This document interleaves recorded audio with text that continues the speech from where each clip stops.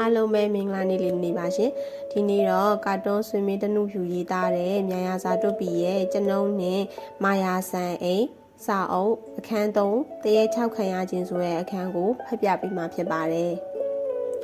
ကျွန်ုပ်ဦးဆောင်ရေးထွက်လာလျင်ဘိုက်ကလေးလဲပါလာ၏အင်ကြီးကကျဲဝန်းပြီးတိတ်ဆိတ်၏မောင်မဲနေ၏ဖုံအလေးလေးမို့နင်းလိုက်တိုင်းခြေရာကွက်များထင်ကြံရည်သည်ဘိုက်ကလေးကမမြင်မဆန်းဖြင့်လေကားထိတ်တွင်ကြံခဲ့၏ရင်းလေကားထိတ်တွင်ကိုလုံးပေါ်မှန်ချက်တစ်ခုရှိ၏အကြီးတန်းမှန်ကြိုက်သူဘိုက်ကလေးသည်ရင်းမှန်ကိုကြည့်ပြီးကြုံခဲ့ရသည်ကိုပြန်ပြောပြသည်မှာဟီဖုံနေနဲ့မဲသေးနေပြီးခုလိုညဘက်တောင်ငါရုပ်ကမဆိုးပါလားဒါတောင်ရေမချူရသေးလို့ထိုခိုင်ဘိုက်ကလေးနောက်မှလူတအုပ်လာရသည်ကိုတွေ့ရ၏ရင်းလူပုံတရံကရှေးဟောင်းမြမဘရင်ခေတ်ကလူနဲ့ခေါင်းပေါင်းရင်ဘောအင်ကြီးတောင်ရှိပစိုးနှင့်ခံရသောလူကြီးတူပါတကားဟိုက်ဘိုက်ကလေးကကြက်တိတ်သေးပြီးဆင်ပြေတော်ဤဆရာတို့ရေ6ပြီးပြဝယုံသုံးကားပြေးဆင်းလာသောဘိုက်ကလေးကိုကျွန်ုပ်စီဖမ်းထားလိုက်ရသည်ဟာဘာဖြစ်လာတာတော့ဟောဟဲဟိုမှာမှန်ကြီးထဲမှာလူတယောက်ပေါ်လာတဲ့ဗျဟာဒီကောက်နဲ့ညဘက်မီးရောင်နဲ့ကိုရိတ်ကိုပြန်လန့်နေတယ်ထင်တယ်လာစမ်းကျွန်ုပ်မှန်ကြီးကိုတက်ကြည့်၏မရှိပါဘူးမှန်းကဗဒါကွက်အเจ้าတွေနဲ့မပြင်းဖြစ်နေတာမင်းမျက်စိမှားနေတာဖြစ်မှာပါကွာဘိုက်ကလေးလဲထိုအခါမှမကြည်မနှက်နဲ့မှန်ကိုပြန်ကြည့်၏တောက်ခုလောက်ရှင်းနေပါအခုတော့လည်းရှင်းနေပါလားပြစမ်းလေကွာဒီတစ်ခါပြရင်တော့မှန်ကိုဒုံးနဲ့ရိုက်ခွဲပြမယ်တခိုးပြေးမှထိုးခွင်းထမနေနဲ့လာရေးသွားရှာမယ်ကျွန်ုပ်တို့ပြန်လဲခဲ့ကြသည်မိဖို့ကြောင့်ပတ်ထွက်ခဲ့သည်ဓာန်အိုးအချို့နှင့်ပကံအချို့ကိုတွေ့ရ၏အုတ်ခဲသုံးလုံးဆိုင်ထားသောဖိုခနောက်ဆိုင်မိဖို့ကိုလည်းတွေ့၏တော်သေးတာပေါ့ကွာဒါချမ်းဆောင်ကြီးချက်ပြုတ်စားတောက်တဲ့အခန်းပဲဖြစ်ရမယ်ကျွန်ုပ်တို့လည်းစီပိုင်းပြတ်ထဲမှရေဖြင့်ကိုလက်တုပ်တင်ပြီးသောအခါဂွမ်ဒါဂွမ်ဖြင့်စူညာလာသောအတန်ကြီးထွက်ပေါ်လာကြီးရာရုတ်တရက်ခေါင်းတစ်ပန်းကြီးသွားရသည်၏ဟာဘာတန်ကြီးလဲဟာဆရာတို့ဟိုမှာဆလောင်းမုံကြီးလက်ကွင်းတီးသလိုဖြစ်နေပါမကောလားဟုတ်ပါပြီဆလောင်းဘုံတော့ချက်သည်ထူးဆန်းလာစားပင်ဓာန်အိုးပေါ်သို့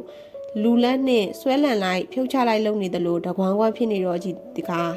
ကျွန်ုပ်ကကြောင်ရွရမိအစားအံ့ဩလှ၍ကြက်တည်တည်နေပါချိတ်ကျွန်ုပ်မိမိတ်ဆွေတရေအကြောင်းကိုကြောက်စရာပုံမြင်များစီကာပတ်ကုံပြောဆိုတတ်တော့လဲမျက်မြင်ကိုတွေ့ကြုံတွေ့သူမှအမှန်တကယ်ပင်ရှားပါလာပါချိတ်ကျွန်ုပ်လည်းထိုနည်းနေပဲတရေကိုတခါမှမတွေ့ဘူးခဲ့ကြရာဤအိမ်ကြီးတို့လာရောက်တဲ့ခိုးရသောရည်ရွယ်ချက်မှာတရေကိုမြင်မှုချင်းရေးလဲတကြောင်ဖြစ်ပေရာကြောက်ရွံ့သည်ဆိုတော့လဲချီကျင်တတ်သည့်တဘာဝအတိုင်းကြောက်စိတ်ကိုတောင်းခံ၍ကြည်နေမိသည်ဘိုက်ကလေးမေးရိုက်တန်ကဓာန်ဝဖုံးရိုက်တန်နှင့်အပြိုင်ပင်ဂွမ်ကက်ဆရာတို့ကြောက်တယ်ဘိုက်ကလေးဓာန်ဝဖုံးပေါ်ကတရေဆွဲလန်နေတာဆိုရင်ဓာန်ဝဖုံးပေါ်ကိုတရေလက်ရှိရမယ်အပေါ်ကိုမှန်းပြီးဒုံးနဲ့ရမ်းမယ်ကျွန်ုပ်လည်းဘေးတွင်အသင့်ရှိသောဝလုံးရှိဖြင့်ဆလောင်းပုံးအထက်တထွာလောက်ကိုမှန်းပြီးရမ်းကြရာကိုင်းကွာသေးပြီးတော့ဆလောင်းပုံးသည်ဝလုံးဖျားနှင့်အတူထူးဆန်းစွာဒီရုတ်တိုက်ပါသွားတော့၏မမြင်ရသောနေရာမှတစုံတစ်ယောက်သည်ဆလောင်းပုံးကိုကိုင်းထားသဖြင့်ဝလုံးထိန်နှင့်အတူလွင့်ပါသွားခြင်းပေသည်ဆလောင်းပုံးသည်ကျမ်းပြင်ပေါ်တွင်ပြုတ်ကျ၏ရင်းကျမ်းပြင်ပေါ်တွင်ပင်တကွမ်းကွမ်းနှင့်ထားခုန်နေကြတော့ရာကျွန်ုပ်မှ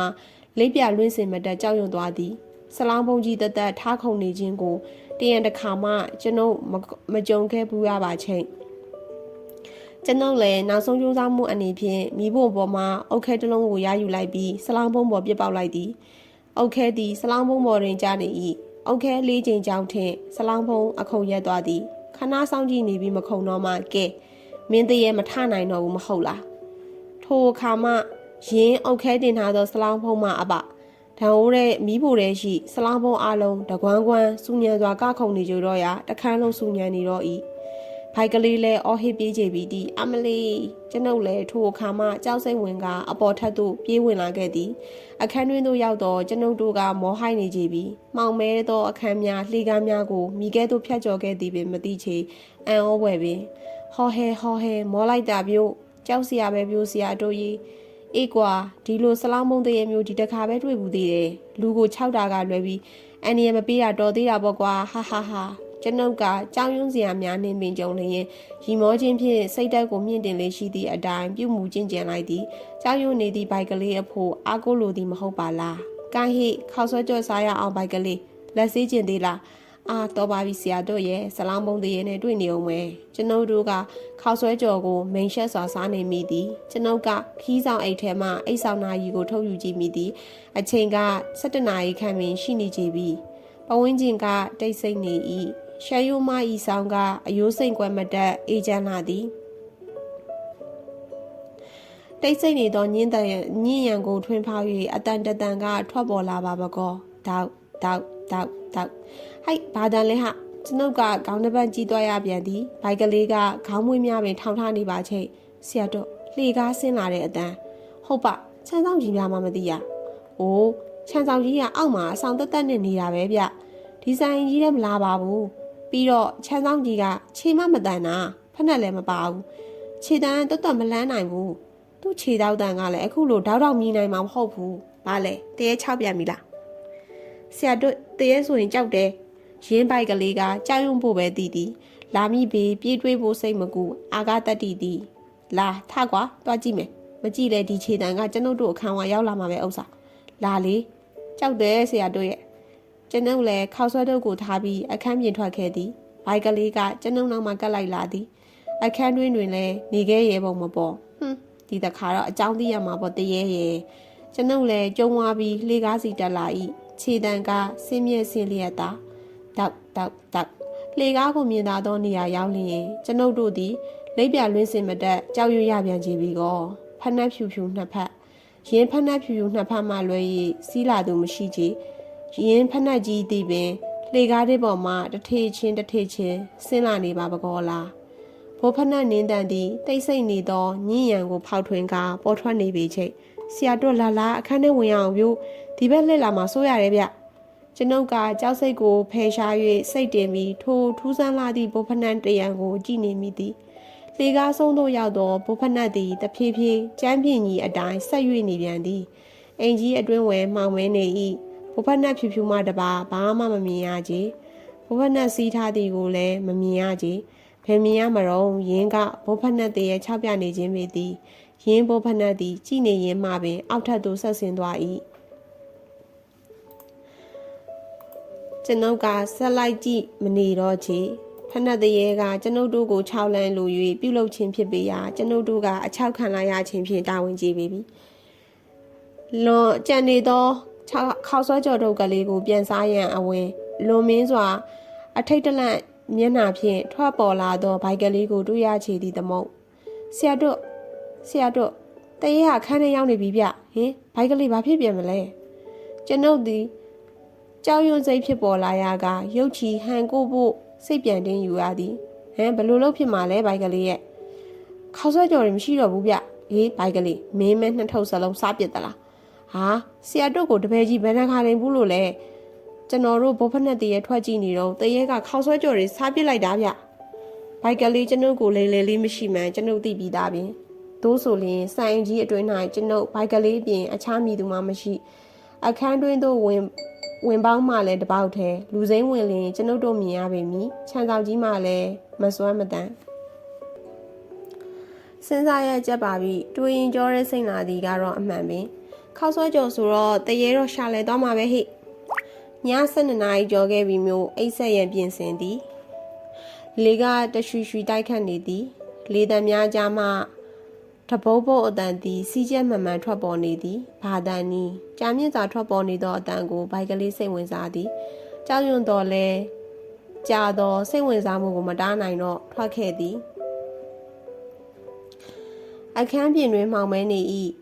အပေါက်ပြဲများမှကောင်းကင်ကိုမြင်နေရသည်ဘိုက်ကလေးရုတ်တရက်တန့်သွား၏စိတ်မှန်ကိုတင်းကာဆက်ထွက်ခဲ့သည်နင်းလိုက်တိုင်းတကြည်ကြီးမြည်နေသောကြမ်းခင်းပြင်အတန်များကခြောက်ချပွေရာပိတ်ထားသောအခန်းများရှိရောက်တိုင်းဤခန်းထဲမှဘာကြီးများထွက်လာမည်နည်းဟုသောအတွေးကစိတ်မောရကြသည်လှေကားအတိုင်းအပေါ်တက်ခဲ့သည်တပုတ်ပုတ်အတန်သည်စီးကျက်မှန်စွာထပ်ပေါ်နေစေအပေါ်ထက်တွင်အခန်းများရှိ၏ဘိုက်ကလေးလည်းကြောက်ရွံ့လာ၍လှည့်ပြန်ရန်ကြံစဉ်တပုတ်ပုတ်အတန်ကစီးကျက်မှန်စွာပင်ဆက်လက်ထွက်ပေါ်နေရာစူးစမ်းလိုစိတ်ဖြင့်ရှေ့တိုးလာမိသည်အခန်းဝတွင်ရပ်မိသည်ဖွင့်ဖို့ကြဝင်လေးသည်မတော်တဆဖွင့်လိုက်ပါကအခန်းတွင်ဘာများရှိမည်နည်းပုံတရံအမျိုးမျိုးနှင့်တီရှိတတ်သောတရေကြီးကလည်းဝင်းညင်မလားရှားတောင်လောက်ရှိမလားမျက်လုံးလင်းကွင်းလောက်များရှိမလား ဘိုက်ကလေးကလားပေါင်းများစွာဆင်စားရင်ကြောက်ရွံ့လာသည်နောက်သို့လဲကြောမလုံသဖြင့်လှဲ့ကြည့်မိသည်ဣတိပိသောဘဂဝါရောက်မှတော့မထူအခန့်တကားကိုတွန်းဤလွယ်ကူစွာပွင့်သည်တုံတုံရင်ရင်ဖြည့်ကြည့်လိုက်သောပရင်းတကားများပွင့်နေခြင်းဖြစ်၏လေတရန်ကဝီရန်သဖြင့်ပရင်းပေါက်များတိုးဝေးဝင်ရာကပရင်းခန်းစည်းများကလေနှင့်အတူလွင့်ပါနေ၏မျက်နှာချက်မှကျိုးရှိတစ်ချောင်းတွဲလောင်းကျနေ၏ထူးဆန်းပါပြီဤကျိုးကြီးကဘာအတွက်အခန်းအလယ်တွင်အကြအနာရောက်နေပါသနည်းဘေးတွင်စပွဲတစ်လုံးရှိ၏စပွဲပေါ်တွင်ရှေးဟောင်းဓာတ်ဆက်ကလေးတစ်လုံးကိုလည်းတွေ့ရသည်ဗီဒီယိုတစ်လုံးကိုလည်းတွေ့ရသည်ဗီဒီယိုပေါ်တွင်မူရှေးဟောင်းစောင်းအုံတစ်လက်ကိုဖုံအလိမ့်လိမ့်ဖြင့်မြင်ရသည်လေတိုးသဖြင့်ကျိုးသည်တည်ငြိမ်မှုမရှိခါရမ်းလျက်ရှိရာကျိုးဖြာနှင့်ဗီဒီယိုနေရန်ကိုတိုက်မိရာမှတပြုတ်ပြုတ်မြည်နေခြင်းဖြစ်သည်ဘိုက်ကလေးသည်လေတိုးနေသောပရင်းပေါက်များကိုတွားရောက်ပိတ်ပစ်လိုက်၏လေလည်းမတိုးတော့ကျိုးလည်းမလွယ်တော့တပုတ်ပုတ်လည်းမမြည်တော့ဘိုက်ကလေးလည်းထိုအခါမှတပင်းချပြီးလှဲ့အထွက်လိပ်ပြလှင်းစင်မထွက်အော်မိသည်အဘဲကြောင့်ဆိုသောစောစောကဘိုက်ကလေးမြင်နေသောနေရာတွင်တည်နေသောလူတစ်ယောက်ထိုလူကဘိုက်ကလေးမှန်ထဲတွင်တွေ့ခဲ့ရသောသူဘိုက်ကလေးကအော်ဟစ်ပြီးအောက်ထပ်သို့ကစုံဆိုင်ပြေးချပါတော့သည်လဲလူကွဲလူအခန်းသို့ဘယ်ပုံပဲရောက်လေရောက်ဘယ်ပုံပဲနီးရောက်လာသည်မသိဆရာတို့ကျွန်ုပ်လည်းအိပ်ပျော်နေရမှဘိုက်ကလေး၏အတန်ကိုအလန့်တကြားကြားလိုက်ရသောကြောင့်လူလဲထကြည့်တော့ရောင်နေမှန်းသိလိုက်ရသည်ဟာဘိုက်ကလေးဘာတွေရောင်အော်နေတာလဲကွာဟာဆရာတို့ဟိုကျိုးဆွဲချပြီးတင်းရဲ့အလောင်းကြီးရောဗျဟေးဘယ်မှလဲအပေါ်ထက်ကအခန်းမှာဗျဟေးမင်းဘယ်တော့မှရောက်သွားလို့လဲစောစောကပဲဟာကျွန်တော်အိမ်မက်မက်နေရပဲဗျဘိုက်ကလေးကချွေးသီးချွေးပေါင်များကြမတက်ကြောက်ရွံ့နေ၏မင်းကြောက်ကြောက်နဲ့အိပ်ပျော်သွားပြီးအိမ်မက်မက်နေတာနေမှာပါဆရာတို့ကြီးမနှက်ဖြန်ကြမြို့ထဲပဲပြောင်းကြရအောင်ဗျာဟေးဘာလို့လဲကွာဘိုက်ကလေးကဒီမှာဘလောက်တောင်ကောင်းသလဲအေးစေလွတ်လပ်ပါဝိသားနဲ့ဟာဆရာတို့ကလည်းဗျာခြောက်ချားစရာအိမ်ကြီးပါကြာရင်တရေကိုကိုယ်တိုင်ကိုကြတွေ့ပြီးလိပ်ပြလွင်သွားမပြုတ်ကျွန်ုပ်တို့တရေတစ်ခါမှမမြင်ဘူးမဟုတ်လားတရေဆိုတာဘလို့ကြီးပါလေဆိုတာကြုံတောင့်ကြုံကဲမြင်ရမယ့်အခွင့်အရေးကိုဘိုက်ကလေးရဲ့ကြောက်တယ်ဆရာတို့ရဲ့မကြောက်ပါနဲ့ကွာပုတ်ဟောဆရာတို့ဘာတန်လဲပြို့